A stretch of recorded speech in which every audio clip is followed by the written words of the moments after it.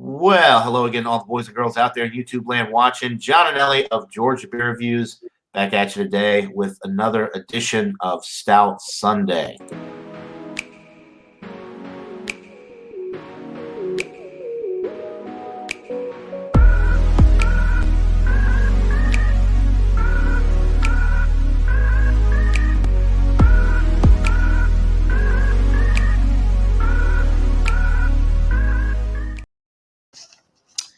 And joining me this morning, we have Mr. Michael Kormaroff up there in Brooklyn. Good morning, Michael. Hello, as always, John. Happy to be with you.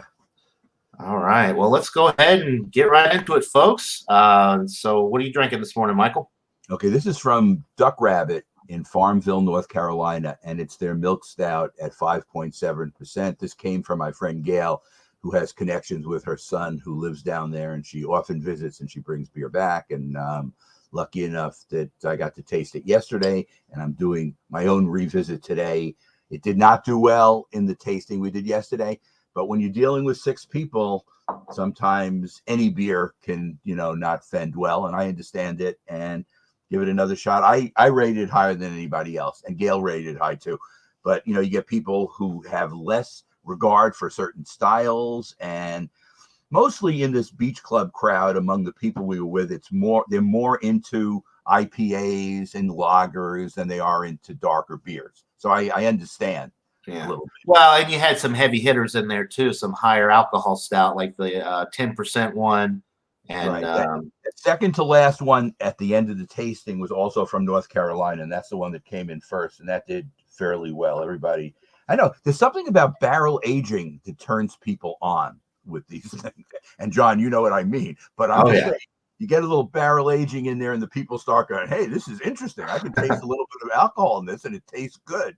Right. And there's a difference between a barrel aged and something like this, which is a milk stout. They're not intending to woo you or to knock your socks off. They're just trying to brew a stout, and we understand that anything else, and all we can do, you and I, is give our fair ratings and just let other people who are watching this try these milk stouts and other beers and see what they think. Right. Absolutely. Well, we've got Daryl in the chat this morning. Says happy Stout Sunday. Thanks for stopping by, Daryl. We appreciate it. Happy Stout Sunday to you. And we got BC's Beer Reviews. Cheers, guys. Good morning, BC. Hope you're doing well. He's in All Michigan. Right, and I am drinking Guinness Extra Stout this morning. It's a revisit. I've had it many times over the years. It's 5.6% alcohol, and you can pretty much buy it anywhere that alcohol is sold. This stuff is everywhere. So let's go ahead and get into these things. Okay, so I have already poured this into the glass, and let me see which side of the glass gives you a better picture. I'll just do it from the side, I guess. The head is a thin, like a mocha kind of look to it, half a finger head, very bubbly, seems to be showing a lot of carbonation, very dark brown. Let me see if I can see through it. I don't think I can, but maybe I can. Yeah, you can see through it. You get some kind of like red highlights around the corner, but it's mostly really dark brown. And let me get a nose on it.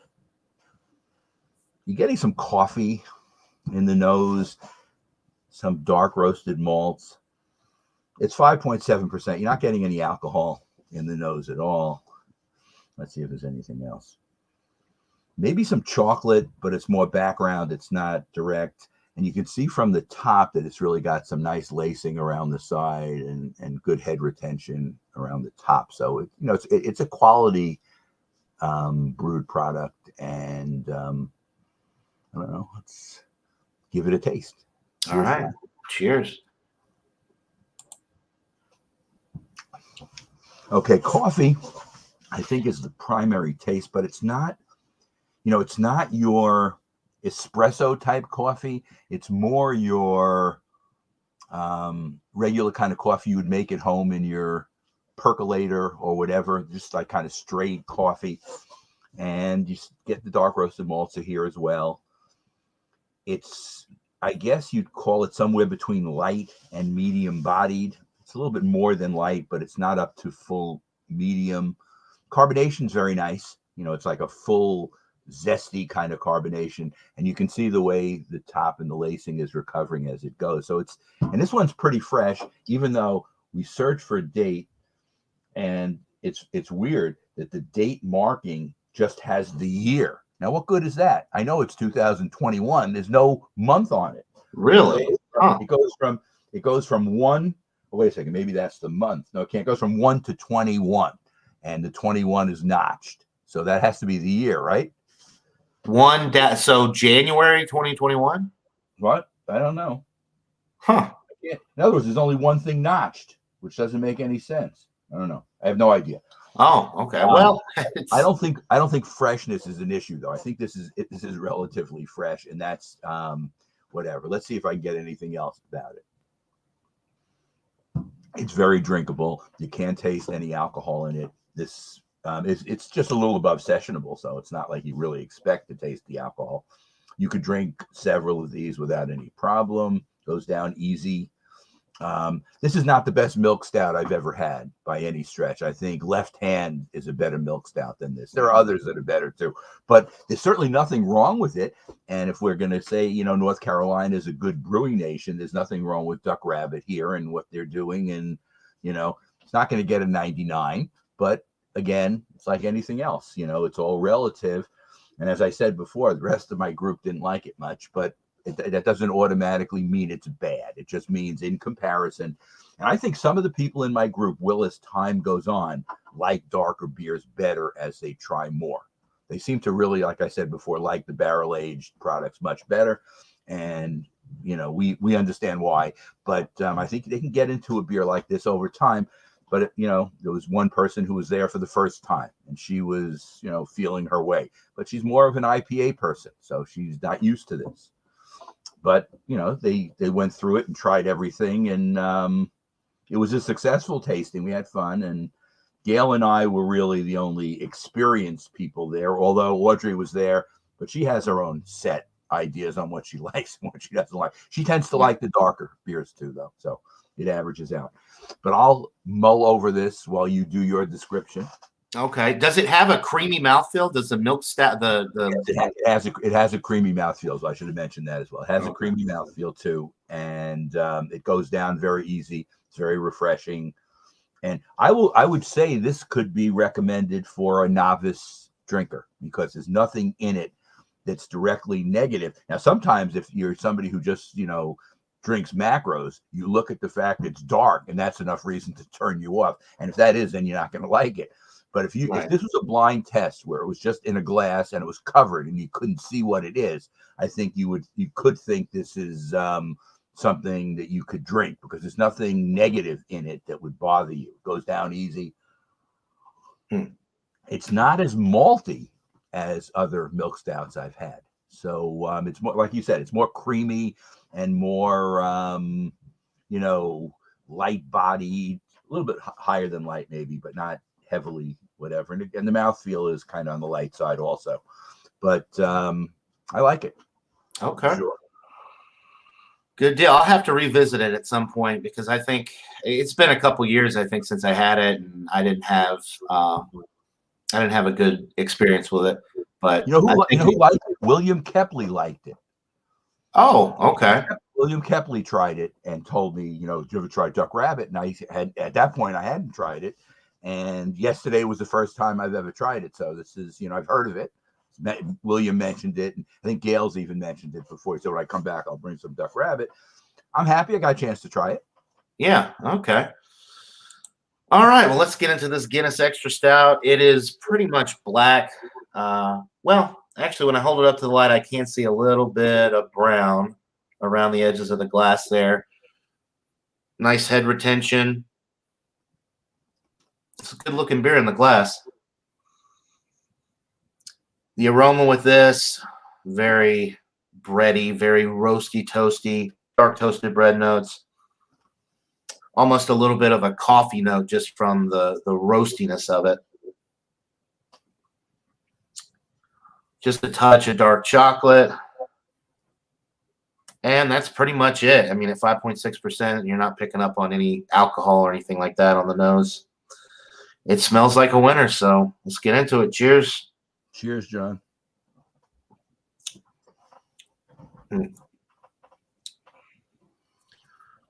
Very robust. You get hit with that roasted malt character right up front. Super just roasty to the point of having a little bit of like a coffee note in there. Dark toasted bread, a little bit of that dark chocolate is coming through. It's not really sweet at all. It's very roasty, toasty, and a little astringent from that roasted barley malt. It does almost have a little bit of a creamy mouthfeel, which is nice. So it's very smooth and easy drinking. It almost has like a milk stout appearance. You're talking about your milk stout. You see the nice head retention there, and then the lacing, like that creamy lacing going down the glass, which is pretty nice.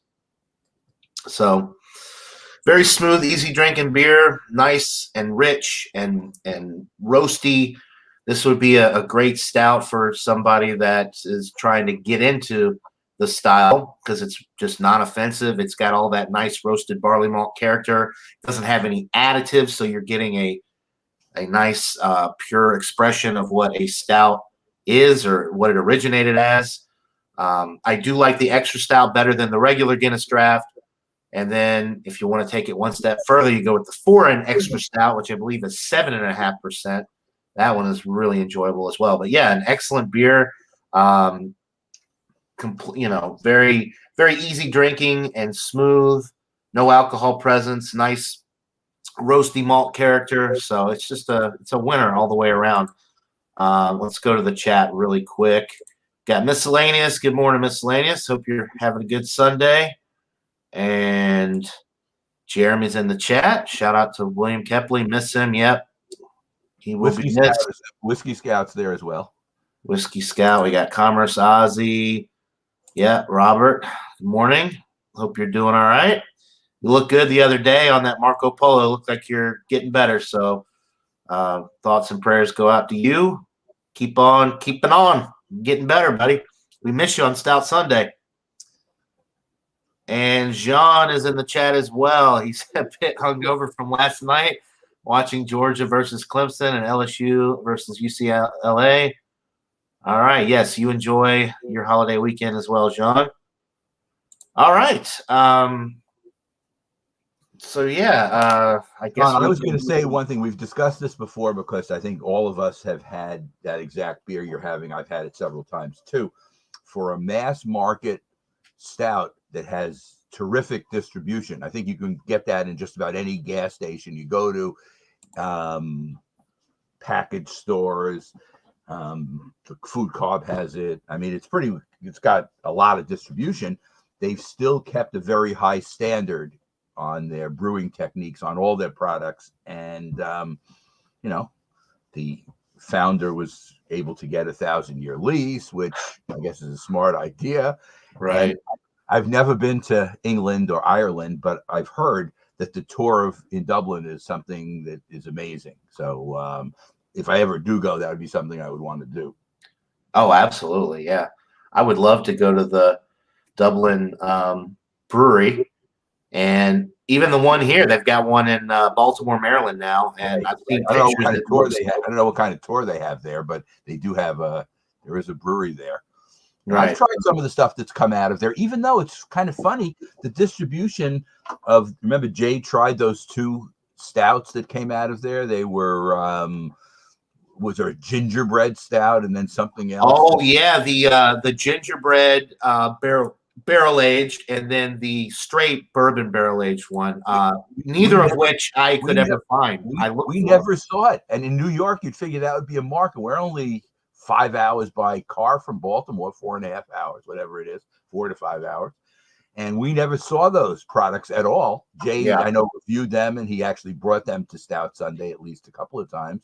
I think Miscellaneous got to try one of them. I don't think he liked the gingerbread one, but he didn't care for it so much, I don't think. But I would have liked to have tried them, even though from what Jay said, they were at a higher price point that he thought was fair, considering that they really didn't give you that deep, barrel aged effect that you get from other products that we do drink. Right. Yeah, I did get to try one of the, it was courtesy of David Garlipeed, actually. the Guinness Bullet Bourbon Barrel Aged Stout. It was a limited release a couple years ago. Anyway, David had it in his cellar, and he brought it out when I went down there to visit him and Jay, and it was enjoyable.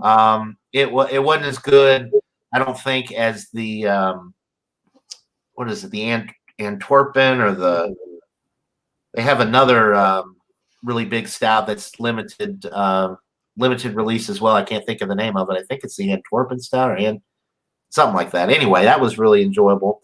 But Guinness, yeah, they put out these hard to find limited release, barrel aged products every once in a while, and I don't know, you just have to luck out, I guess. But they're not distributed like their regular lineup, for sure. They're hard to come by. It goes to Louisiana, but it doesn't go to Georgia or New York. It doesn't follow in normal marketing techniques. And I look for it. Once Jay showed it, I actually went around, not just the food co-op, which does handle some Guinness products. I went a couple of local beer distributors and stuff, and they said, "What? We haven't heard about that." So I mean, they knew about the brewery in Baltimore, but their distributor wasn't, or their distributor who buys for them didn't purchase it. I mean, obviously the availability doesn't automatically mean you get distribution.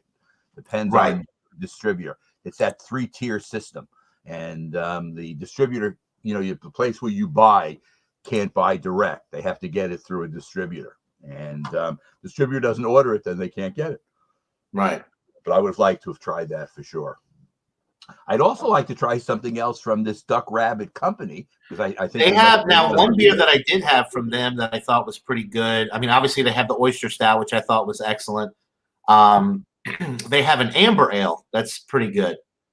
If you ever see that, I'll have to see if Gail can get that, and next time bring it up so I can try that. But as you can tell, I'm sold on North Carolina as a brewing state, and I have no doubt that anytime I go to visit my nephew, he'll always have stuff for me to try. And supposedly he has a package he's going to send up to me. We've exchanged things before, usually in person, but he's not planning on coming up to New York anytime soon. The last time he went upstate, he was further west, and we weren't able to meet up with him. He's got young kids. He has a 3-year-old and a 5-year-old. And he says you try to coordinate anything, it's almost like you have to talk it over with the kids first. And, they're not in the mood for you to doing beer stuff. It's not, on their agenda. They want to be having fun. And his wife is willing to take care of the kids, but you can't just go away. It's like, when you do these beer things, it could take an hour and a half to sit around and do a flight or whatever you're going to do. And just the timing didn't work out, because we were talking about meeting somewhere in Pennsylvania as he came down from upstate New York further south. We were going to meet in Wilkes-Barre, Pennsylvania, or somewhere else. And then when push came to shove, the timing just didn't work out. So we weren't able to get together. But we'll see them before too long. My daughter is getting married in May of next year in Barbados. Oh, Barbados. Oh, wow. Okay. A destination wedding.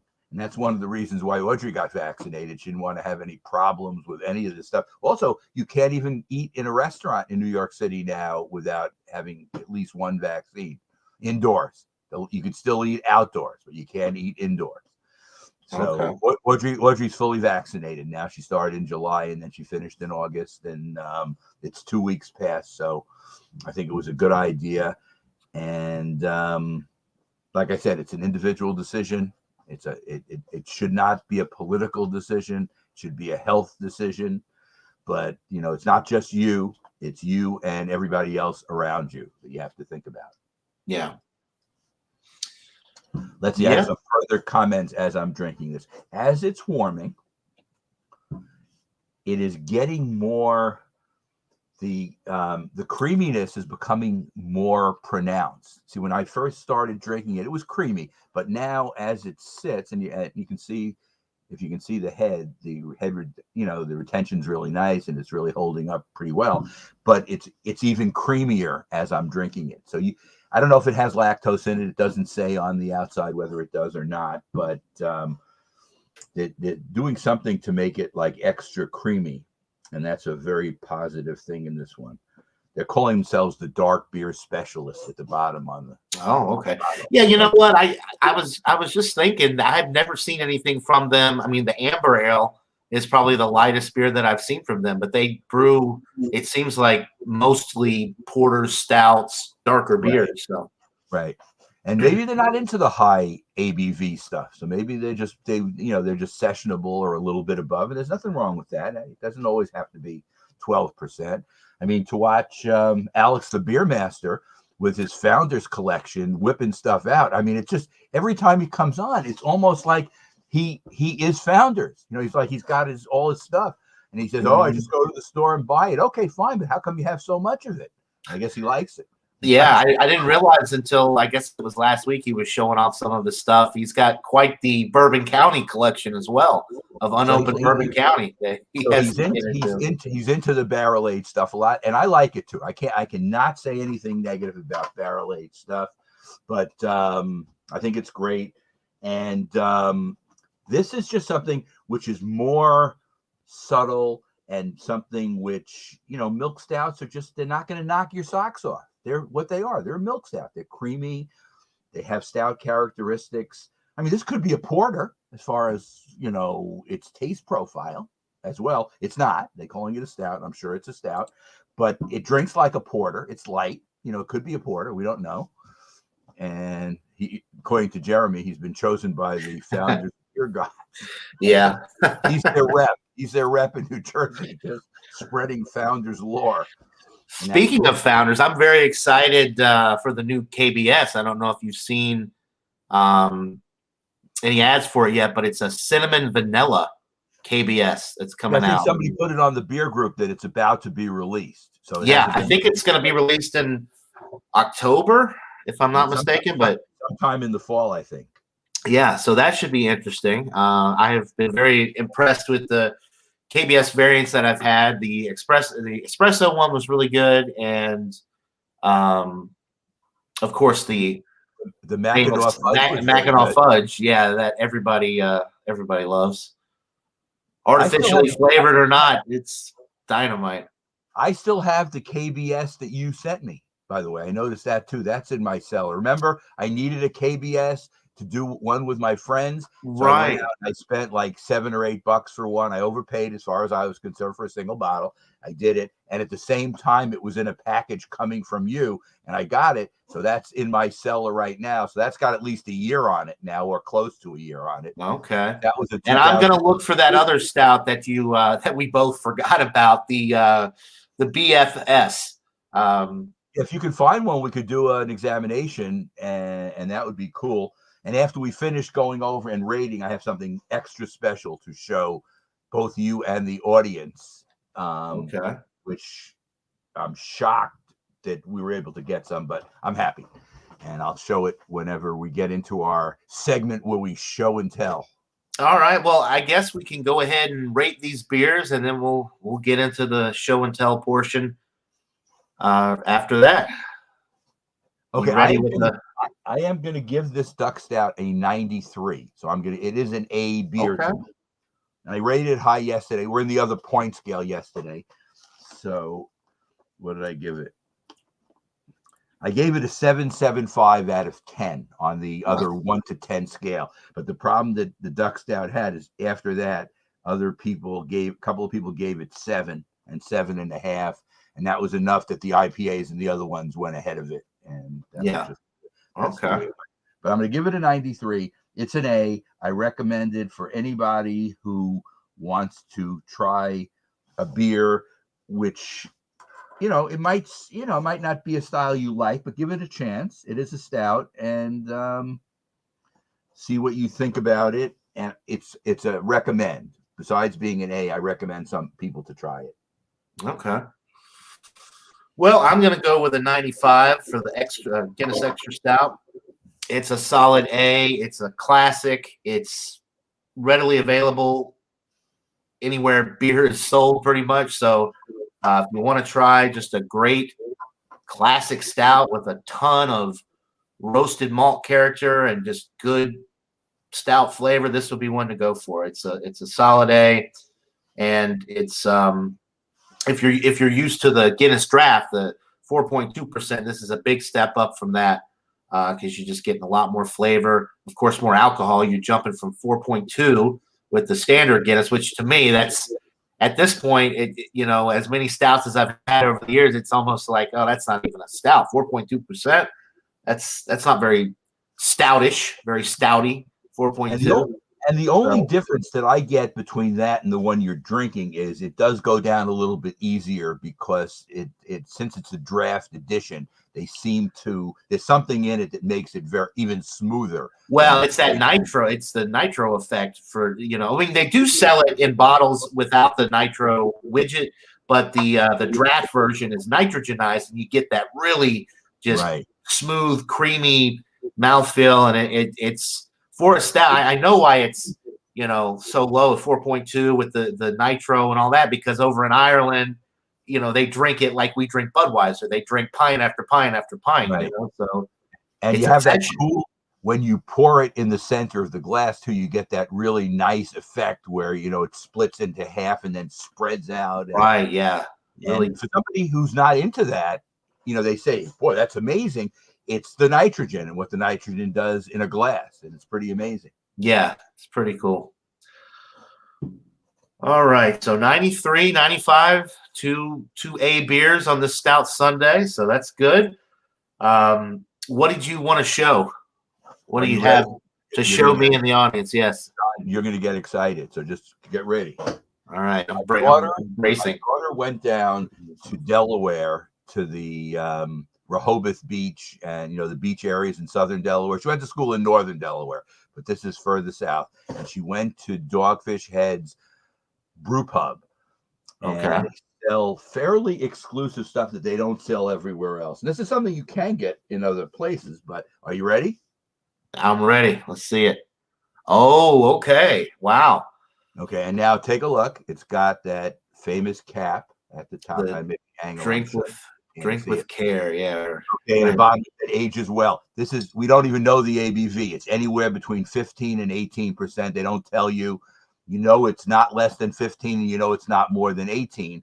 I thought it was 15, between 15 and 20. Does it say 15 and 18? Let me see. It probably doesn't even tell you on this. I read it somewhere, but maybe it's 15 and 20%. Maybe it is 15 and 20. A very dark beer brewed with a ridiculous amount of barley is what it says on the side. I'm not sure if I told you this story. When Bryce was a freshman, and this goes back, she's 30 now, so she was 18, going on 19, and we went down to visit her freshman week, and we took a tour in Milton of the brewery, Audrey and I, and the Worldwide Stout was one of the things we were able to taste. And again, this just shows you how different we are talking about 12 or 14 years ago. I found the Worldwide Stout to be too intense for my taste. Too intense. Can you imagine me saying that? No, yeah. It's funny how I had very little barrel-aged experience. So for me, at that point, it kind of like I thought it was a little bit too much. But now, the Worldwide Stout, though, interestingly enough, is not actually barrel aged, I don't believe. Let's see what it says on this. Does it say anything else on the side? So this may be just a straight imperial stout, is what it is. So I'm on the website here. I'm a little bit about the beer. It says this ageable ale clocks in at between 15 and 20%. So it could be as high as 20. 18, so it could even be 20. And it says it has a depth more in line with a fine port than with a can of cheap mass marketed beer. It debuted in 1999. Yeah, so it's not a barrel aged beer. So that's impressive that they can get the alcohol that high without barrel aging. They're claiming it's the amount of barley that they use. That's what they're giving credit for. Shane just got up, by the way, so that's why it's not on. Okay. Because I texted him and he sent it back. He just got up. So, hey, look, I understand it's early enough today that we don't expect people. What about poor Beer Man? Right now, it's not even 8. It's just 8:08 in Portland. Now he says he'd love to come on, but he doesn't. He's not going to go to sleep early to get up and come on Stout Sunday. Maybe at some point. for a special edition, he would come on or something. Brian has come on from Colorado, which is only Brian has, yeah. further. He's been on, so it does happen. When is Chadio coming back from his Florida trip? Has he said? I'm not sure. I hadn't heard from him in a while, so I'm guessing he's still down there. He said at the beginning it's going to be an extended trip because he's visiting his relatives now and people he hasn't seen in a while and stuff. And okay. He hasn't been posting much. By the way, I am presently in charge of alcohol legs in Jay's absence because I'm so I've been accepting people and I haven't kicked anybody out yet, but maybe I should go in there and clean house while Jay's gone and get rid of some of the dead weight in alcohol. I would never do that. But Jay said, I spoke to Jay on the phone the other night, and he says, just don't let anybody try to tear things up while I'm gone. I said, I won't. If somebody goes off whack, we will deal with them, and that's it.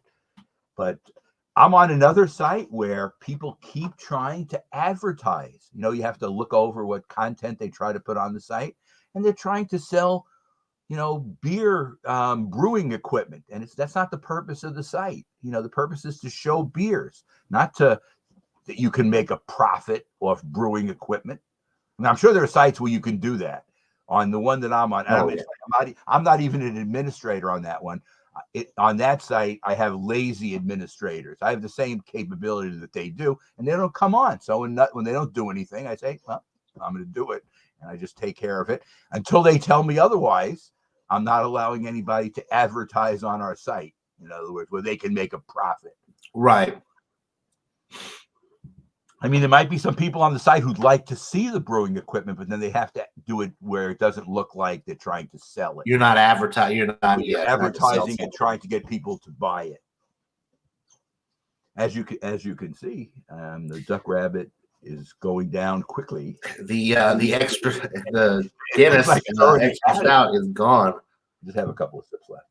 And it's really a good value as well. I can get the 6-packs here for $9.99. So, that's a pretty reasonable price point, I think, for something like this. And the 4 and extra stout, I believe, is the same price. Now, well, it may only be sold in 4-packs, so I'm not sure. But anyway, I mean, Guinness is really they've been making quality beer since 1759. They've been doing it for a while. Long time, yeah. Like you said earlier, in Ireland and in England where it's sold, the alcohol content is much lower. And even this 5.6 that you're drinking is export stout. They don't even make that level, for their domestic consumption. I think theirs is less than regular session, whatever. I don't know what the percentage is, but it's very low. And like I said, I'd like to be in a pub and drinking it just so I could add that to my resume, because I did drink beer while I was in Belgium and France and Italy and Holland. But I remember your beer trip a few years back. Where was the best beer that was it Belgium? In Belgium. But it's funny, even France does make some good beer. I had some good beer while I was in France. We mostly drank wine in France and in Italy, but they do, even some of the Italian Euro lagers are not bad. They're not great, but they're okay. You can have a mug of Peroni and not be grossed out. It's just not great. It's similar. Look, it's similar to Carlsberg and some of the other Euro lagers. There's not that much difference in that. The Belgian beers were spectacular, and I wish we could have done more. We did go to this monastery, and we drank while we were there. And I did drink. We drank in a couple of beer drinking establishments when we were in Bruges, which was kind of nice. We didn't go to Brussels, the capital, but we were in Bruges for almost a week, and it's cool to be in Belgium because beer is their number one beverage. So you look at, there are other places, I'm sure in France and Italy it's wine, but in Belgium and in Holland, beer is pretty big too.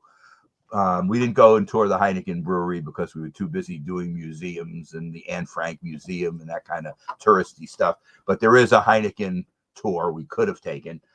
But Audrey knew that we were going to be doing other beer stuff, so I guess she wanted to highlight some of the more touristy kind of stuff, and that was it. But that trip, it's funny. It's 3 years already since that trip. But the pandemic was wedged in between, and the pandemic, although sad for what it is, it's really made time almost stand still in some ways because we've been kind of locked down for so long. And it's pretty good here now. The rates now in New York are pretty good in comparison, but some of the southern states like where you are, they have to get more people vaccinated because the Delta is taking its toll, it seems, anyway. The hospital here actually called in the National Guard for assistance because the hospitals are being,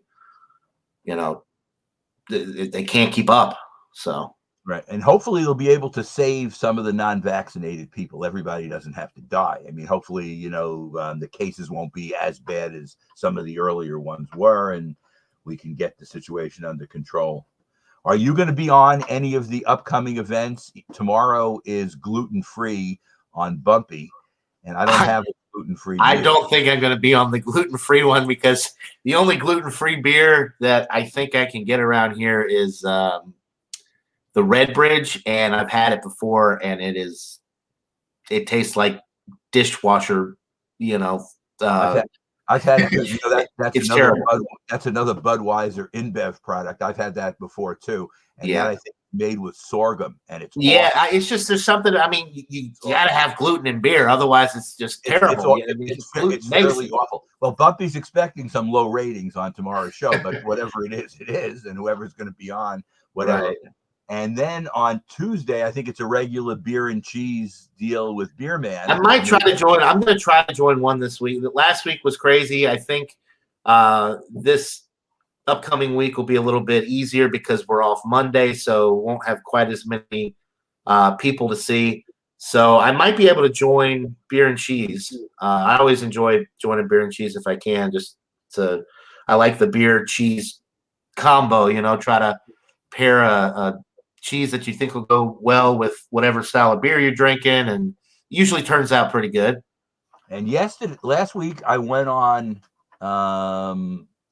what's it called show? Eric's show, Wild Card. Well, the Wild Card, yeah. Wild Card Wednesday, but it was weird. James P hosted Jay's, themed event, which was beer from your home state.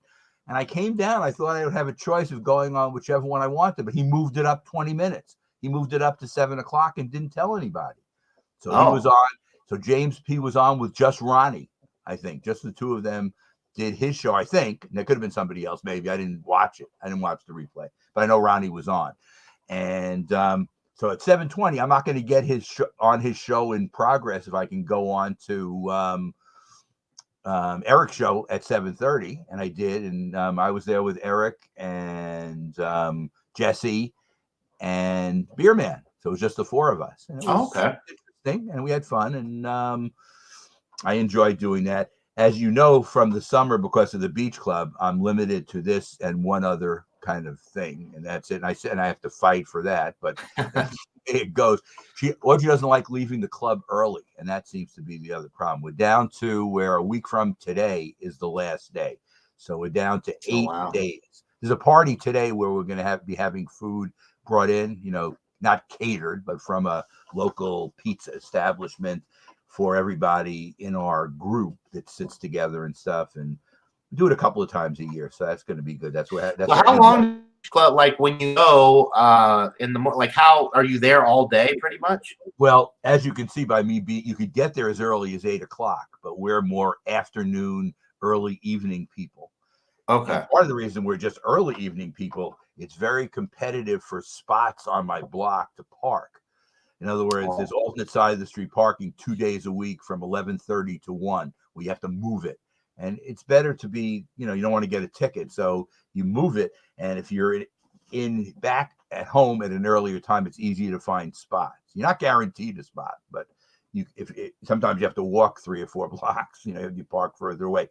Jay, when he came, it's funny, found it so easy to park, but that's at night. See, at night, as long as you're going to leave the same night, there's plenty of parking because all the places where there are meters after 7:00 are all legal. So Jay was within 2 blocks of my house, and he was impressed.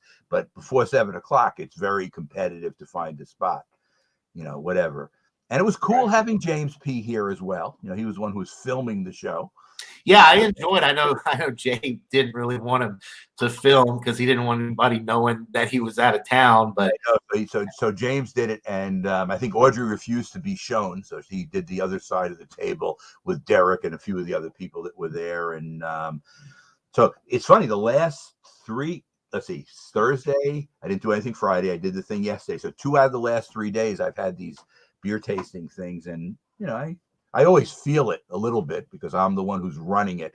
So if there's extra beer or people don't like it, they just pour it into my glass, and you can that can catch up quickly. Yeah. Even though they're not giving you barrel aged stuff, it's usually just other stuff that they don't like. But even yesterday, Audrey had to drive home because I wasn't in any shape to drive after the beer tasting. She just drinks like little thimblefuls of each beer. So you figure if we have 13 beers and she has an ounce of each, that's just like a beer. Just over a beer, yeah. It's not really that much. And some stuff she doesn't even like, so she just gives it to somebody else. And that's it. Did you notice in there that there were 2 of the same beer in the one that you looked at yesterday? Do you have the picture handy? Yeah, let's see. Funny story behind that.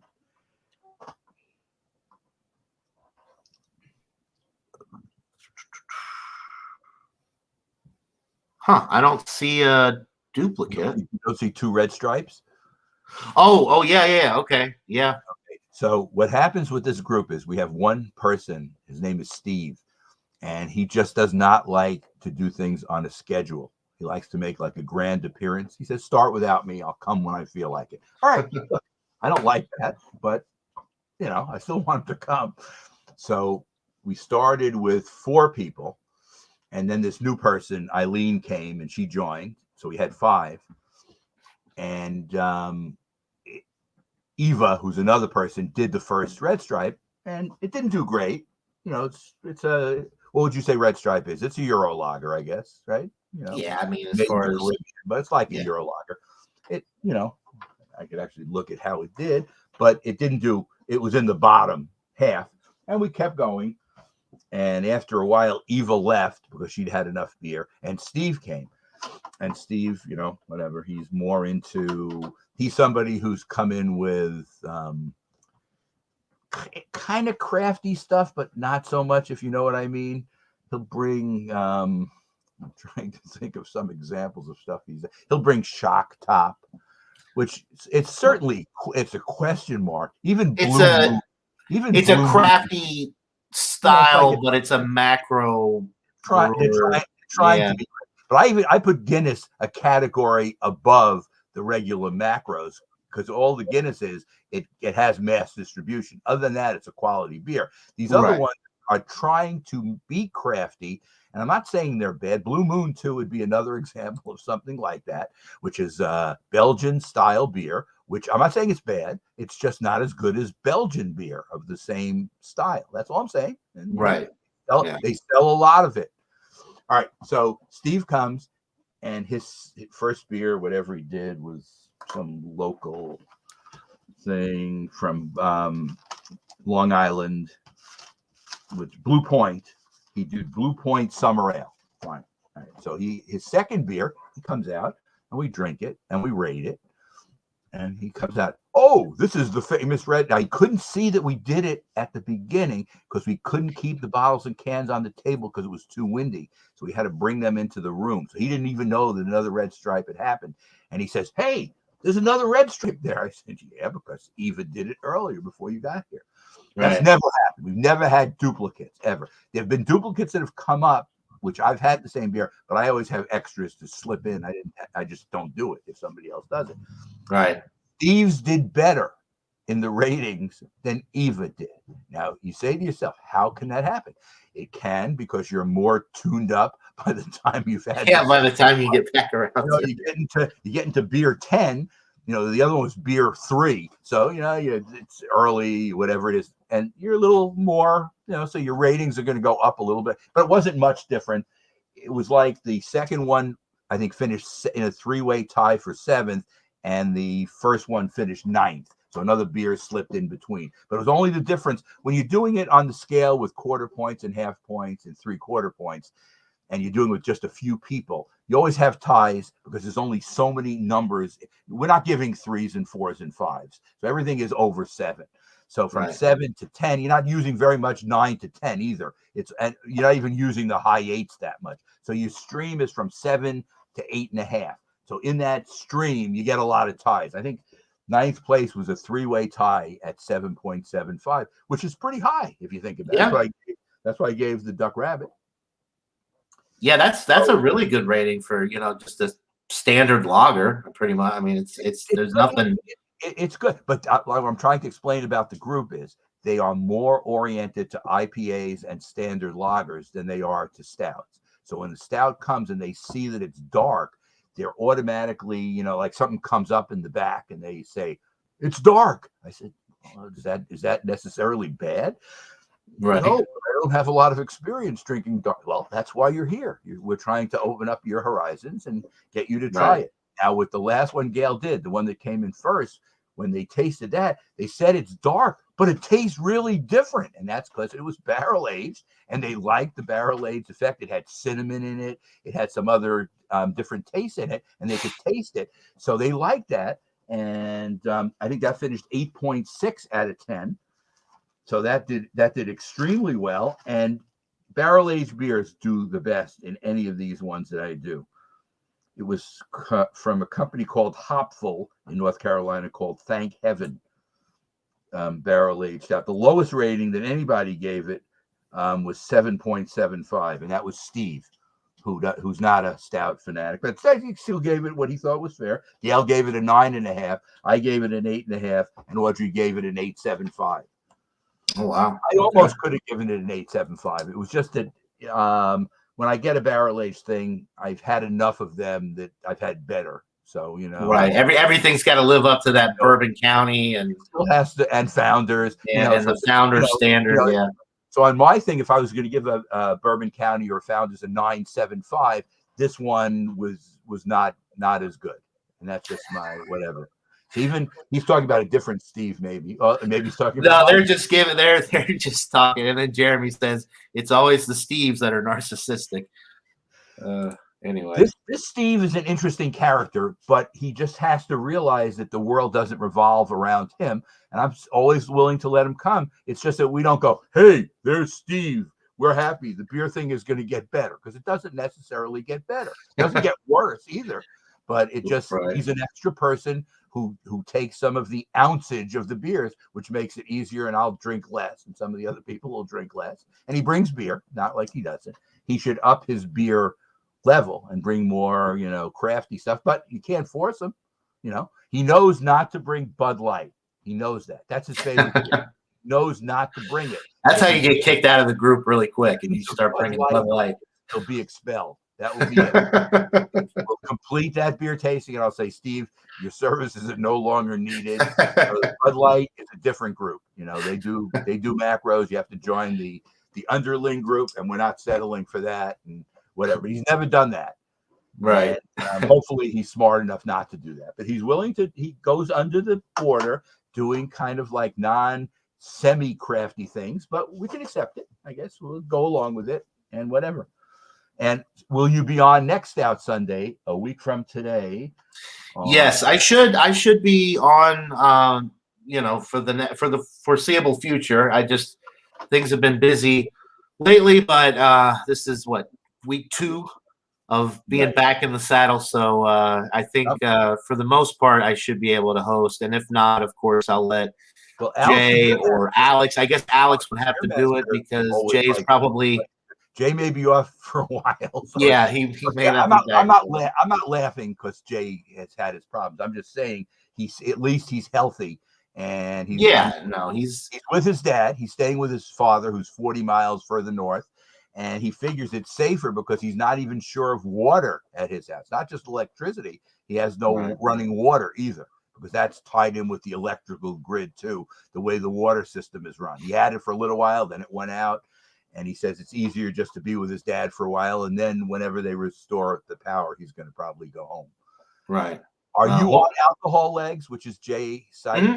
I am. Yeah. So if you see anything egregious going on, text me, because there are times I don't go online to look, and if somebody's getting cute, I'll have to take care of them. Oh, okay. Yeah, that's right. I'll keep an eye on it. See, the other thing we were discussing before was going on Eric's thing, and he's in control of that, and whatever it is, and life goes on, and I don't have any control over that. Do you have any show and tells or anything that you No, I did buy a 6-pack of Wild Leap Grapefruit, which is a double IPA. It's hopped. It's like a New England IPA, but it's hopped with the different hops to give it more of a grapefruit flavor. So it's like but it's a juicy IPA. So I got that, and then I bought a variety pack of the Voodoo Ranger IPA variety pack with the experimental IPA, the 1985, the American Haze, and then the what's the other one in there? I can't think of it. Maybe just the standard IPA. But the Voodoo Ranger variety packs are really good, and they're pretty reasonably priced. So I'll have to look for it. We get a lot of New Belgium stuff here, so I could definitely get it. Have you gotten any new 6-point stuff? No, but I haven't been to Brandon's Package in a while. I haven't been into Peachtree City. So the next time I go out that way, I'll definitely keep my eye out for some new 6-point stuff, as well as just some other craft beer, because right now, or for the last few weeks, I've just been limited to whatever they've got at the gas stations and the grocery stores. I haven't been to a really big store that specializes in craft beer lately. So in yesterday's, I had a collaboration between 6-Point and Sloop Brewing, something called Spritzer Bomb, which was an 8% double IPA, and it really covered the alcohol well. That finished 5th in the tasting. Have you seen the Lagunitas Blonder? Comes in a 16-ounce can. It just came out, and it's a blonde IPA. You should be looking for it in a 16-ounce can. Okay, no, I haven't seen that yet. That came in 4th yesterday. That was brought by this new woman, Eileen, which I thought was good. And I'm just looking at the overall thing. Stockyard Oatmeal IPA from Trader Joe's came in 6th. Another dark beer. But it's like... Yeah, what's the... I'm looking for the... Oh, there it is. Lagunitas. Okay, it's a yellow can with the red dog or pink dog on there. If you see that, buy it, because it's up your alley the way you like IPAs. It's not, it's not super bitter. It's more in the mid-range. Has some bitterness, but not a lot. And you like Lagunitas, so I think you would like that beer. That was new to me. I'd never seen it. It actually looks bigger than it looks like one of those stovepipe cans, like the 19. It might be a 19.3 ounce can. I think so, because if you look at the picture, you see the Evil Twin next to it. That's a 16-ounce can, but I think it's a 19.3 ounce can. And the reason I know is when she came out and poured it in the glasses, people said, "What is this, a bomber?" And I didn't know it was a can, but then she says, "No, it's a 19.3 ounce can." And I guess Lagunitas does make the bigger can, so that must if you do go to Peachtree City, see if they have that. Yeah, I'm sure they probably would out there. Maybe I'll make a run since we're off tomorrow. Maybe I'll make a beer run. They sell what's the one I'm thinking? Founders makes the all day IPA now in that 19.3 ounce can. Yeah, I think I bought one for $1.59. You think that's a good price for an all day IPA for a can? And the all day IPA is not, it's a session, but it's still, I think, 5%, or right at 5%. I think it's less. I think it's 4.7. Oh, well, that's still respectable. You get these 4.2. It has taste, though. See, I always found that one of the sessionable IPAs. It has they're able to somehow, maybe by dry hopping or something else they do, it still tastes hoppy. Where some of the other ones are just, it's almost like you can't really taste the IPA because their alcohol is so low. So that's right. Yeah, like, and it's just water. Too watery. It would have been in Thursdays, but what happened at the end of Thursdays here is other people that I didn't expect ended up having beers. So I only did 7. I normally do more. I sometimes have done up to 10 in one night. I only did 7. And Gail brought 4 different beers, and they were all 16-ounce beers, mostly from North Carolina, I think. And her beers did not do well. She only bought 3 from there. She brought an Evil Twin Keller beer that got destroyed. Now, Keller beers are kind of like in the what's it called? Lager, Pilsner kind of It's a lighter style. Yeah, lighter style. Yeah. And I guess what happened was the people, there were 10 of us here doing it, it just tasted like a lager. And what the people said is, there's nothing amazing about that. And I guess it's hard to brew a Keller beer to compete with some of the stuff we're drinking. So yeah, they're not amazed by it, kind of thing. And right, it's just the way it is. Whatever. But the Stone IPA that I brought yesterday, called the Evil Twin IPA I brought yesterday, the Hipster, finished in the middle. It wasn't the best. It wasn't the worst. And I had never had that one before. What number did that finish? Evil Twin. No, that finished high. That was third. That finished third. It was very good. Oh. Can you get it? You can get some Evil Twin stuff if you see Evil Twin Hipster IPA. Yeah. Hipster, 7%. Very good. Okay. Yeah, the Evil Twin, they sell it at Brandon's Package in Peachtree City. They don't sell it here. They don't have any Evil Twin stuff here in Noonan. But yeah, I can find it. Not a lot. Now, if I were to drive into Atlanta and go to a Total Wine and More, they have all the Evil Twin stuff there. But the problem is, I don't want to drive to Atlanta, so it's just that would be as bad as going to Trader Joe's. You'd be going. It would. If I'm going to drive, if I'm going to make a beer run in Atlanta, I might as well hit up both Total Wine and More and Trader Joe's while I'm at it, because you could kill 2 birds with one stone, right? As long as your pocketbook is ready to take the hit, because you know you're going to buy more than you would otherwise, because you're not going to be back that often. When is Noonan going to have hard liquor? I know you told me. So they passed the bill. Actually, they've already got a store. You can tell that that's what it is. It's connected to the end of this new gas station, and there's nothing there yet. But as soon as this law passes, that's gonna be a package store. I can guarantee it. So there is legislation to get this passed, because I guess the city finally just realized, look, people are going to buy this stuff anyway. We'd rather get the income, the revenue for our city than have people drive into the into Peachtree City or to Fairburn. It makes no sense why they wouldn't have that. And think about it. You're just like giving away money from your own citizens that they're willing to spend in Noonan. And again, they're not going to raise the Georgia law above 14% on beer, which would be another step in the right direction. Why can't they go to 16? Right. They don't have to. Here it's unlimited. There's some series from what's it called?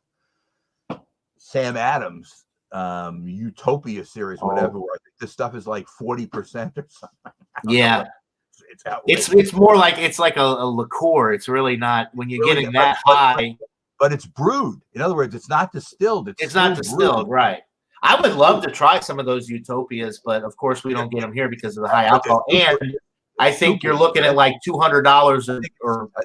I think 200 is the bottom. That's their cheapest one. I think they go up from there. But they brew them over really long periods of time, and I'm sure they're barrel aged as well on top of extensive brewing times. Yeah, I'd like to try that too. But I'm sure it'd be really, really good stuff. In my future, I'll try that. But do you want to wrap things up? I mean, we managed to squeeze out an hour, just the two of us. All right. It's been fun. Yeah, I've enjoyed it. We had a great chat today as well. Thanks to everybody in the chat. We appreciate you joining us. So yeah, we'll go ahead and wrap it up. Thanks to everybody. Thanks to Michael for being here with me on this fine Sunday morning. And we'll see you all. Go Giants. There you go. And we'll see you all next Sunday at 10:30 Eastern, right here on George Beer Reviews. Until then, cheers, everybody. Everybody have a good week.